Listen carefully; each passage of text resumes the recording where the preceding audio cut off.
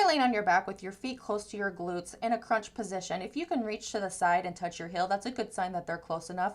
Even though this is a glute exercise, we got to really engage the core and make sure that we're not arching the low back. That's going to take the glutes out of it. So what we got to do is make our spine a neutral spine so we don't have to completely collapse it, but we want to almost think about pressing our rib cage down to the floor and keeping that core tight as we raise our hips up in the air. Pressing the heels into the floor and really squeezing the butt cheeks. Oftentimes women will try to get more height out of this, but all they're doing is using their low back. So really go up as high as you can using your cheeks and really filling your glutes. Sometimes I like to go up to the top and hit like a 1-2 second hold at the top and then come back down. Another correction you can make on this exercise is if you're feeling on the back of your legs more than your butt cheeks, it could be that your feet are too far out from you. So you want to do is back those heels closer to you and really press your heels into the floor, squeezing your butt cheeks at the top.